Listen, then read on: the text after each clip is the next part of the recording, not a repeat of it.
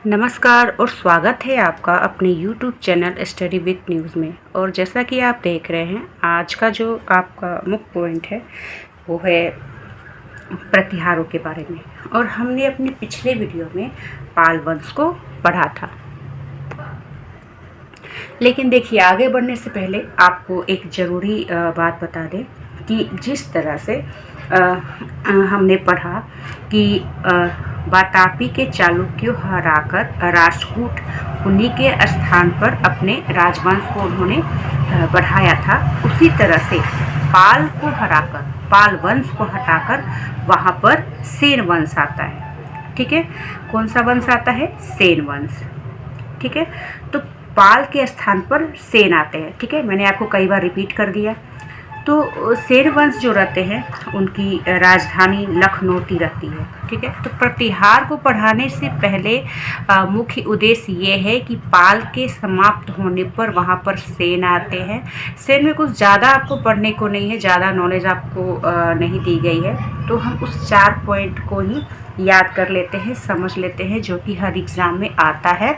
फिर हम प्रतिहार को पढ़ेंगे, पहले अपनी भाषा में, फिर किताबी भाषा में। तो सेन वंश जो रहते हैं उनकी राजधानी लखनौती रहती है, या फिर नदिया। कहाँ पर? बंगाल में ही, है ना। पाल भी बंगाल में थे तो सेन भी बंगाल में रहेंगे। ठीक है, तो ये वंश पाल वंश के स्थान पर आता है। संस्थापक जो थे वो सेन वंश के सामंत रहते हैं। ठीक है, सेन वंश के सामंत रहते हैं। विजय सेन जो रहते हैं काफ़ी मुख्य रहते हैं। इनके समय में साहित्य का विकास होता है। और इसके बाद आते हैं वल्लभ सेन। इनके समय में साहित्य का काफ़ी ज़्यादा विकास होता है। 2 साहित्य का नाम है दान सागर और अद्भुत सागर। दान सागर, अद्भुत सागर सेन वंश के समय में है। वल्लभ सेन के समय में साहित्य का विकास होता है। और ये दोनों है वो साहित्य के नाम है। फिर आते हैं लक्ष्मण सेन। लक्ष्मण सेन के समय में इनके दरबारी कवि रहते हैं जयदेव। जयदेव, और इनकी रचयिता है गीत गोविंद, है ना। ये हमेशा एग्जाम में पूछता है कि गीत गोविंद के रचयिता कौन थे। तो जयदेव किस वंश से रहते हैं? तो सेन वंश के ये दरबारी कवि थे। कौन से सेन? लक्ष्मण सेन। ठीक है, तो जयदेव को आप जरूर याद रख ले। फिर अब इन्हें हराकर पाल वंश के स्थान पर सेन वंश आता है। इतना याद रहेगा। सेन वंश में इतनी जानकारी आपको रखनी है। ठीक है, इसलिए मैंने सोचा कि प्रतिहार को पढ़ाने से पहले हम सेन को पढ़ लेते हैं। अब हमारा मुख्य बिंदु है वो है प्रतिहार। त्रिपक्षीय संघर्ष में अंतिम हम प्रतिहार को पढ़ेंगे। पहले मैं इसे अपनी भाषा में समझा दूँ, फिर हम किताबी भाषा में जानेंगे। ठीक है, तो प्रतिहार ये गुजरात की तरफ रहते हैं प्रतिहार, है ना। इन्हें भी कन्नौज जीतने की लालसा रहती है। जो त्रिपक्षीय संघर्ष होता है काफ़ी लंबे समय तक चलता है। कभी कोई और जीतता था, कोई जीतता था, और अंतिम विजय प्रतिहारों की ही होती है।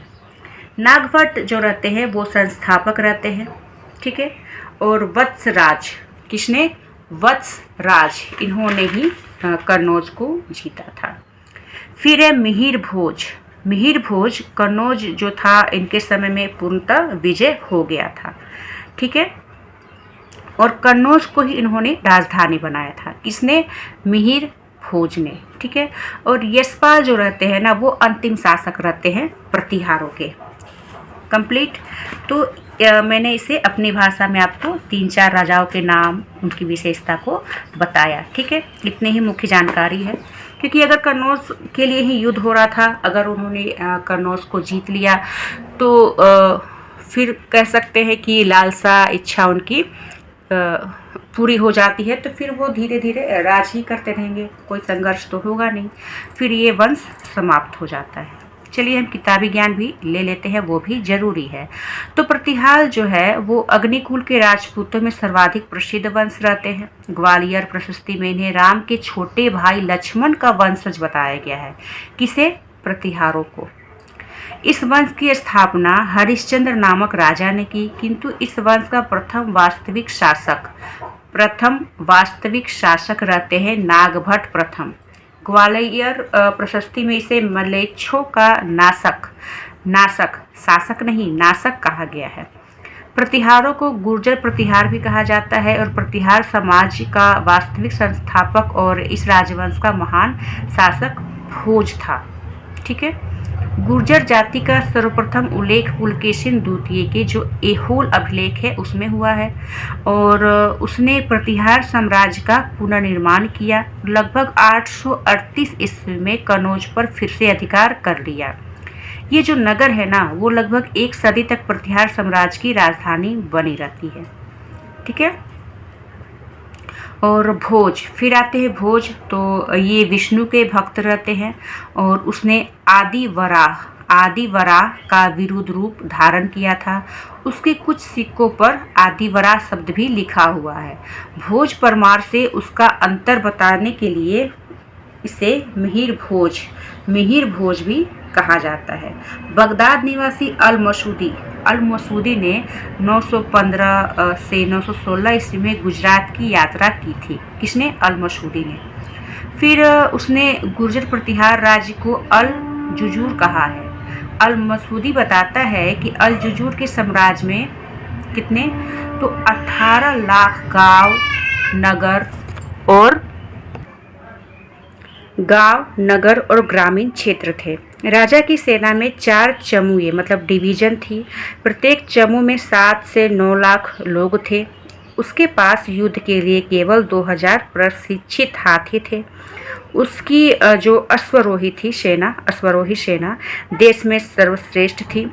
संस्कृत का महान कवि और नाटककार राजशेखर भोज के पुत्र महिपाल के दरबार में रहता था। मतलब इतनी सारी विशेषता भोज राजा की बताई जा रही है। और भोज के बाद इनके पुत्र आते हैं महिपाल, तो उनके दरबार में कौन थे? नाटककार राजशेखर।